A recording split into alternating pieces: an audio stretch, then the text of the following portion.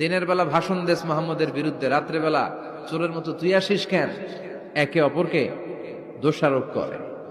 আবু জাহেল বলে, ঠিক আছে, কাল থেকে আমিও আসবো না, তোরাও আসবি না। চল আমরা শপথ নেই যে কেউ আসবো না।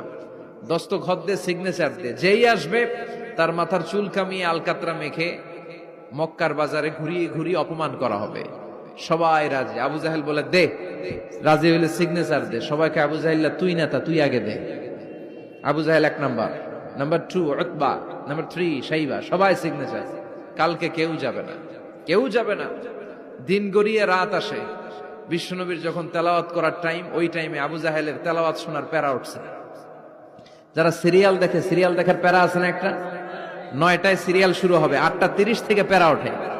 কথা কন, আমার সিরিয়াল শেষ হয়ে গেল, সব কাজ বাদ দে, তাড়াতাড়ি টিভির সামনে বস, আছে না নাই? আবু জাহেলেরও প্যারা উঠছে, তেলাওয়াত শোনার প্যারা।